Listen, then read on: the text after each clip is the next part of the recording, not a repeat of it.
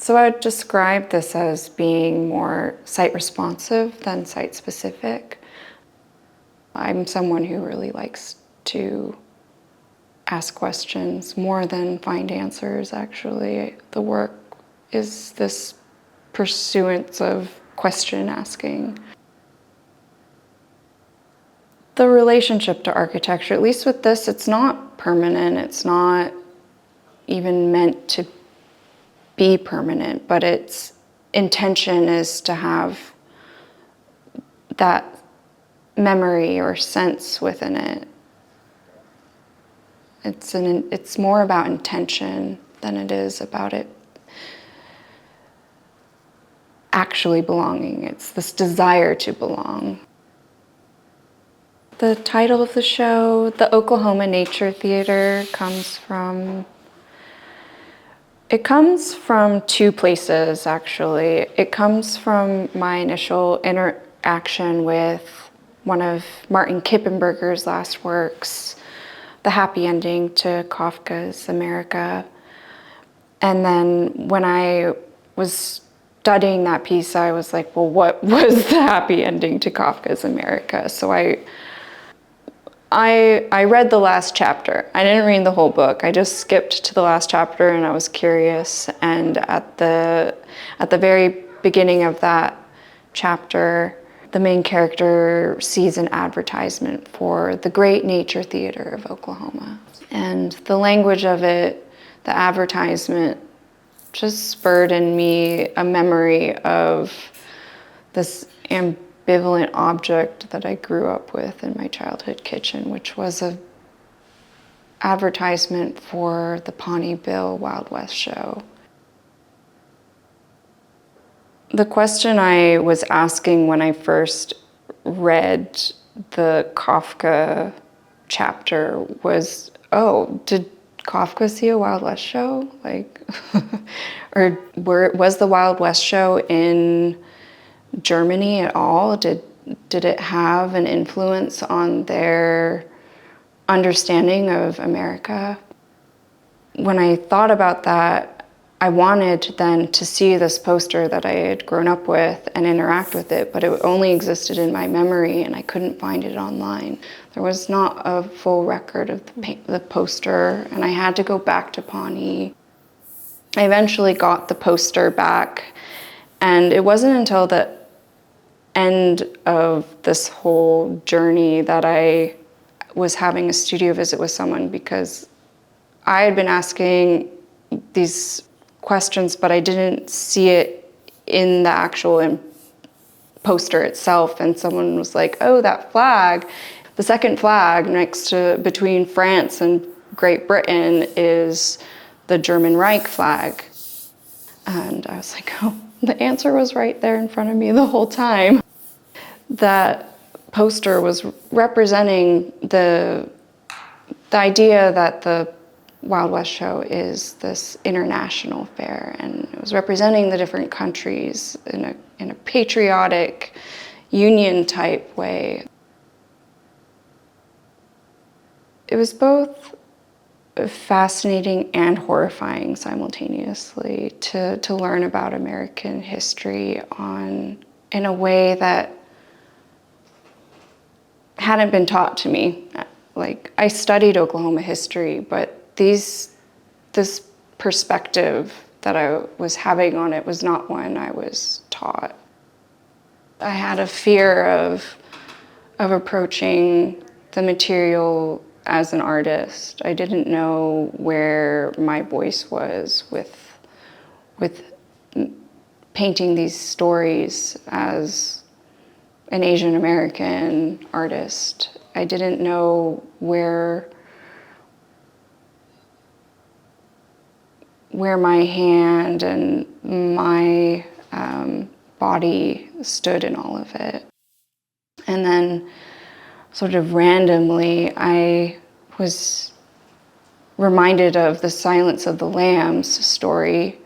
Someone quoted that famous line, "It puts the lotion on its skin." And I was like, it's just such a weird enough line where I was just like, wait, I have to look up who said this. And immediately I see, oh, Buffalo Bill said this, the serial killer in Silence of the Lambs.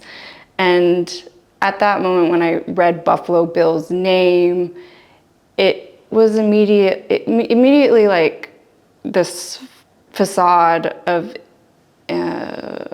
this impenetrable story and history crumbled, because I saw how Thomas Harris had already taken these names and these kind of monolithic figures and just written his own story and projected his own new meaning into these mythologies, these American mythologies.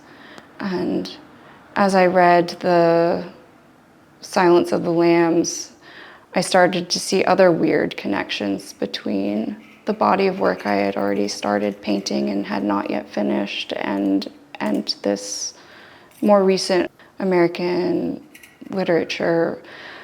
One of the big ones that stunned me was his use of Titian's flaying of Marsyas in the story, where Hannibal Lecter is telling Clarice how recreational flayings normally happen with the victim hung upside down to keep the blood flowing longer to the heart, to keep the blood pressure up.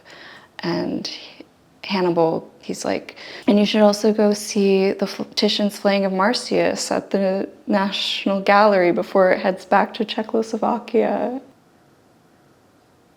That is one of Titian's late works, and I've been fascinated with it for a number of years because of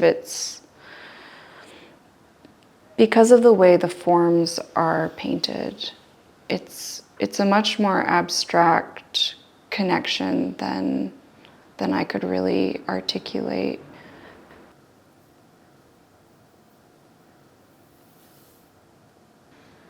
Compositions don't come every day, but the desire to paint does. I found repetition to be one of the best ways for me to work with my desire to be a daily painter and still be able to find something new in each form. And then the opportunity to show repetition in exhibition, I feel, allows for what I've started to call slow animation. I have always been drawn to landscape, probably because of my upbringing in a household of landscape architects. But I relate the first landscapes I did, and they've remained, I would say stubbornly small, almost. Since I was in my early 20s, I think was the first time I made these like small, intimate scaled landscapes, which were completely influenced by Albrecht Altdorfer, which is a early Renaissance painter from Germany.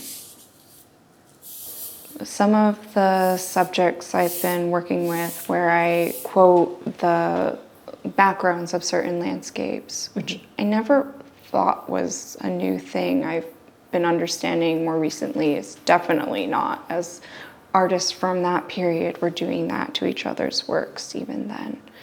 And a lot of these paintings are imagined landscapes as well. They're not exactly sitting there plein air painting. They're predominantly done from their imagination, which has been my approach to landscape painting up until these paintings that are in this show, which are of an actual location in Wyoming, of the Green River seen from the Pinedale Anticline. I would place them somewhat between fact and fiction because the color itself is a very emotional projection.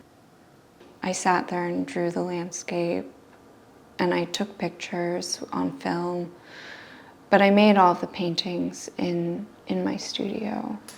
And the color itself was something that I just tried to paint from a very personal place, a place of memory and of devotion.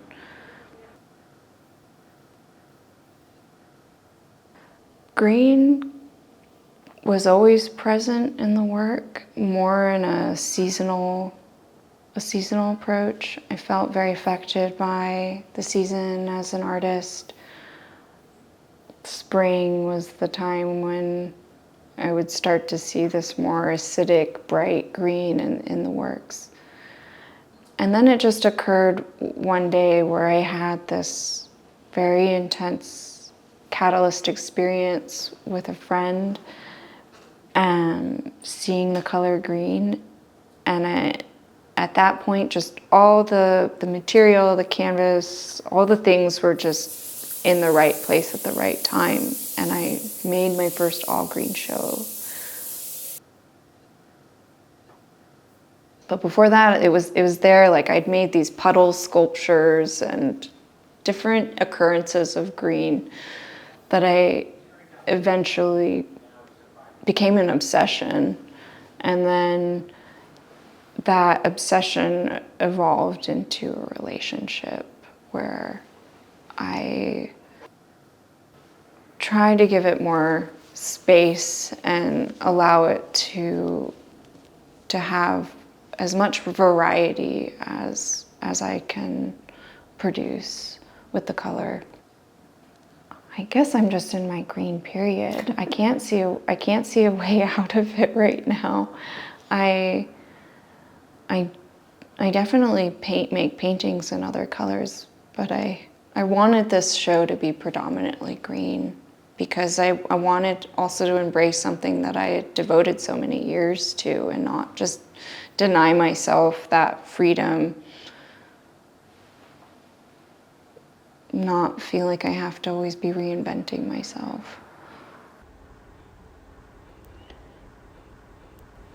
What made you run away with the horse? They were going to kill her. Do you know when? Not exactly. I worried about it all the time. She was getting pretty fat. That triggered you then. What set you off on that particular day? I don't know. I think you do. I had worried about it all the time. What set you off, Clarice? You started what time? Early, still dark. Then something woke you. What woke you up? Did you dream? What was it? I woke up and heard the lambs screaming. I woke up in the dark and the lambs were screaming. They were slaughtering the spring lambs. Yes. What did you do? I couldn't do anything for them. I was just what did you do with the horse? I got dressed without turning on the light and went outside. She was scared. All the horses in the pen were scared and milling around. I blew in her nose, and she knew it was me. Finally, she'd put her nose in my hand. The lights were on in the barn and in the shed by the sheep pen. Bare bulbs, big shadows.